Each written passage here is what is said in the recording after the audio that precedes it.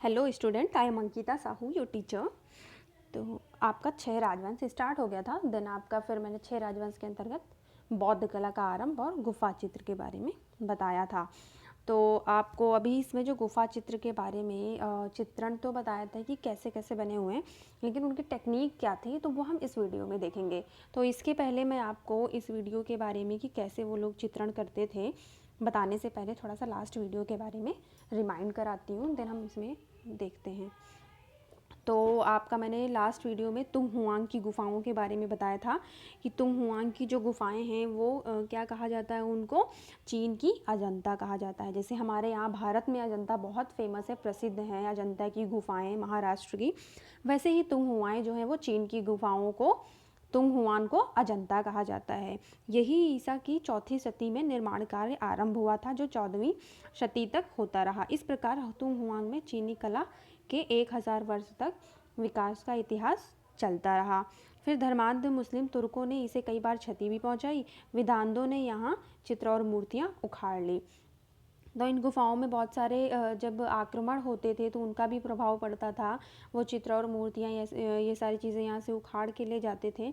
तुंग Hwan जो है वो जो चीन की राजधानी है बीजिंग, उससे 1600 किलोमीटर से भी अधिक दूर है। यहाँ सदैव भिक्षु रहने आया करते थे, जैसे अजंता की भांति। जैसे अजंता में आपका बिहार में चैत्य और विहार में 2 भागों में बटा होता था, तो विहार में रहने के लिए भिक्षु आते थे। तो वैसे ही यहाँ पे भी था, और यहाँ पे भी एक पतली धारा बीच से बहती है, जैसे गुफाओं और पहाड़ियों के बीच से। तो ये जो है यहाँ की जो पहाड़ी के पत्थर हैं वो काफ़ी मुलायम है।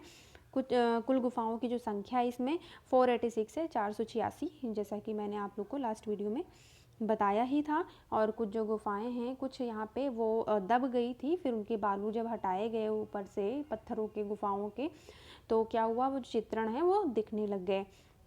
और उनको देख के ऐसा प्रतीत होता था कि ये कुछ समय पहले ही चित्र बने हैं। लेकिन क्या हुआ, जब इन गुफाओं को पूरी तरह से खोल दिया गया तो ये शुष्क जलवायु के कारण फीके पड़ गए और लुप्त होने लग गए। तो ये सारी चीज़ें आपको मैंने तुंग हुआंग की गुफाओं के बारे में इसके पहले वाली जो वीडियो भेजी थी उसमें बताया था। तब हम आगे देखते हैं तुंग हुआंग की गुफाओं के बारे में और क्या क्या चीज़ें हैं। तुंग हुआंग की प्रसिद्धि तो पहले से ही थी, किंतु 20वीं शती में विद्वानों ने खोजी दल और विशेष आकर्षित हुए। ब्रिटिश, फ्रेंच, जापानी, रूसी तथा अमेरिकी कलाविदों ने इन पर कार्य करना आरंभ कर दिया।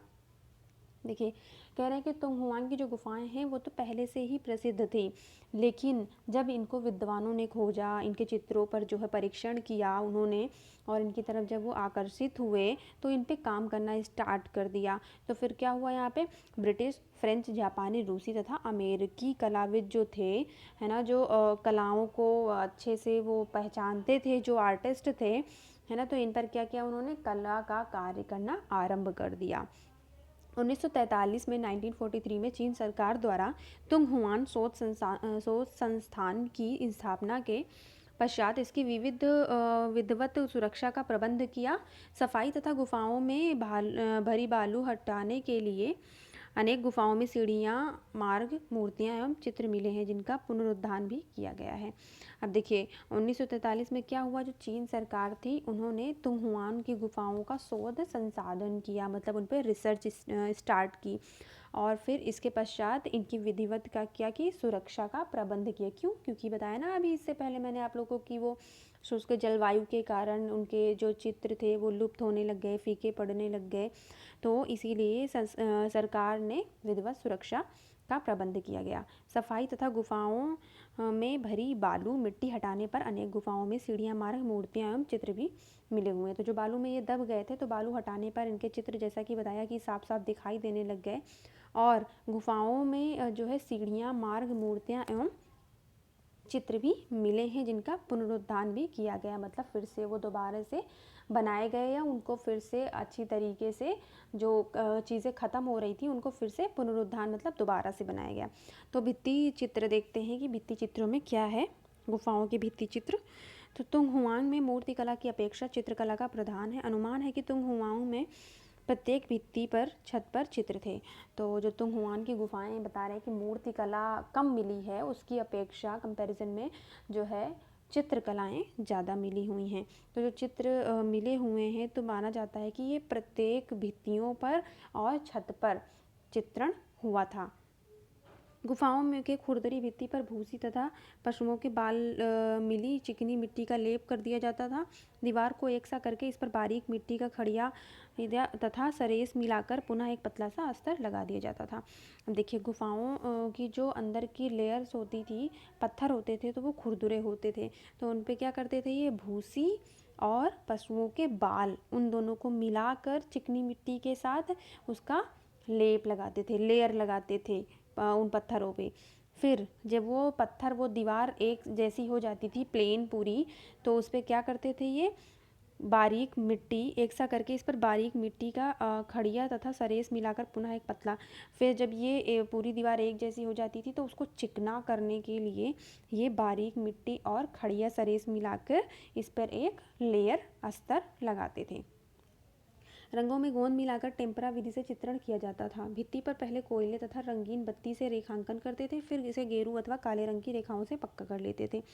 अब देखिए, ये क्या करते थे, ये सारा प्रोसेस करने के बाद, दीवारों को तैयार करने के बाद भित्तियों को ये रंगों में गोंद मिलाकर और टेम्परा विधि से काम करते थे। अब यहाँ पे जो है टेम्परा विधि से भी हुआ है और फ्रेस्को विधि से भी काम हुआ है। तो भित्ति पर पहले ये क्या करते थे, कोयले या फिर रंगीन बत्ती जो होती थी, उससे ये लोग रेखांकन करते थे। तो आपको मैं जूम मीटिंग पे समझा दूंगी कि ये रंगीन बत्ती क्या है। तो भित्ति पर पहले ये कोयले से चित्रण करते थे, रेखांकन करते थे। फिर क्या करते थे, इसे गेरू अथवा काले रंग की रेखाओं से इसे पक्का करते थे, मतलब फाइनल टच देते थे इसमें। छिद्रयुक्त अथवा कटी हुई आकृतियों से भी चित्र उकेरे जाते थे। सीधी रेखाओं एवं आभा मंडल आदि की गोलाई के लिए, इसको आदि कर लेना आज को, तो आदि के गोलाई के लिए तीन तथा सूत का भी प्रयोग होता था। प्रायः गेरू, हरा, नीला और काजल, सिंदूर का प्रयोग हुआ है। अब देखिए, छिद्रयुक्त जो कटी हुई आकृतियाँ होती थी, तो उन पर भी ये क्या करते थे, चित्र उकेरे जाते थे। मतलब जो भी यहाँ पे अगर कहीं कहीं पे दीवार छिद्रयुक्त रह जाती थी या फिर इनको कोई और आकृतियाँ दिखानी होती थी, तो वैसे भी ये चित्र यहाँ पे बनाते थे। और क्या करते थे, सीधी रेखाओं का यूज़ करते थे। और जैसे आभा मंडल बनाना होता था पीछे का, जिसे आप हालो भी कहते हो इंग्लिश में, है ना। तो जो आभा मंडल बनाना होता था पीछे का, गोलाई के लिए ये सूत का, रस्सी का प्रयोग करते थे। और प्रायः मतलब यहाँ पे सबसे ज़्यादा जो रंगों का प्रयोग हुआ है वो गेरू का, हरा का और नील का, काजल और सिंदूर का, ये सारे अर्थ कलर हैं, तो इन्हीं का प्रयोग हुआ है। अर्थ कलर आपको मैंने जूम मीटिंग पे काफ़ी बार समझाया हुआ है कि अर्थ कलर क्या है। तो उत्तरी वेई, ये वेई है, इसको वेरी को वेई कर लेना। तो उत्तरी वेई शासनकाल की प्राचीनतम 32 गुफाओं में से 249, 251 तथा 257 के चित्र सर्वोत्तम हैं। इनकी शैली में कई प्रभावों का सम्मिश्रण है। बुद्ध की मुद्रा चीनी है, जो सपाट अलंकारिता में बदल गई है। तो देखिए, जो उत्तरी वेई शासनकाल की गुफाएं हैं, 32 गुफाएं, तो उनमें से ये नंबर दिए हुए हैं कुछ गुफाओं के।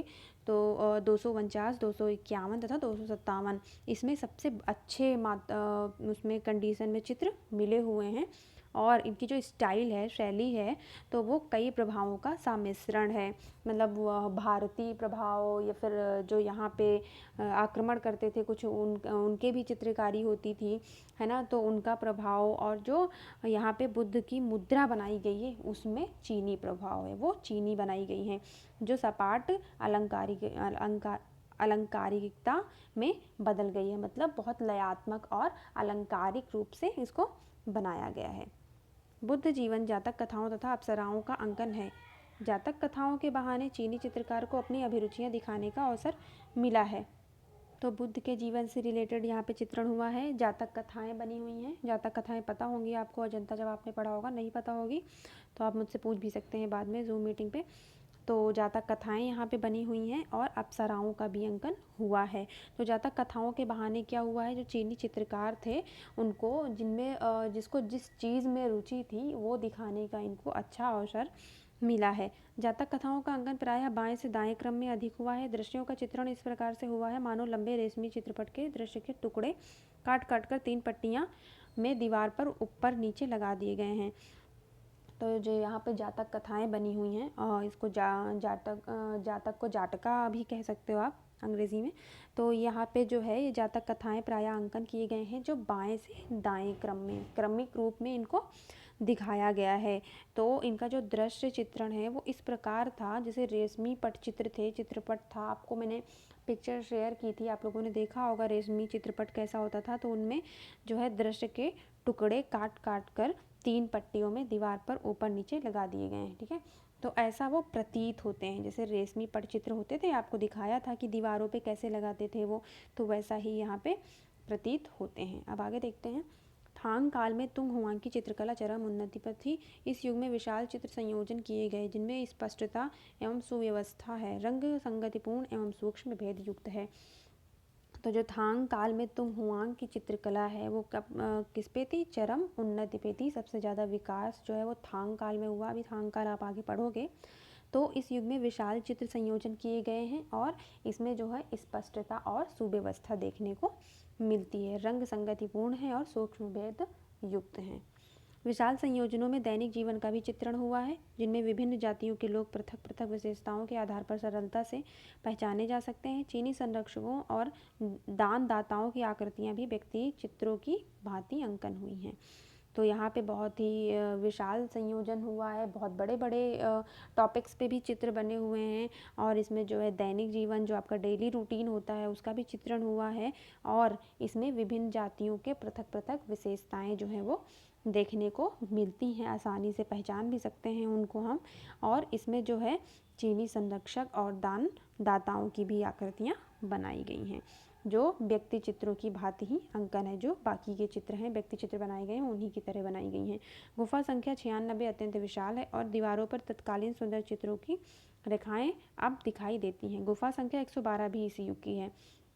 तो देखिए जो यहाँ पे बताया था ना आपको कि गुफाओं की संख्या जो है वो 486 486 है ना। तो जो गुफा नंबर उसमें 96 है वो क्या है? अत्यंत विशाल, बड़ी है सबसे ज़्यादा वो 96 गुफा।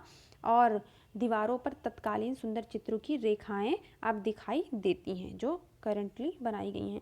गुफा संख्या 112 भी इसी युग की है और चीनी दृश्य चित्रण के विकास में इनका भी महत्वपूर्ण स्थान है। इनमें विस्तार की जो भावना उत्पन्न हुई है वही शुंग काल के दृश्य चित्रण में विकसित होती है।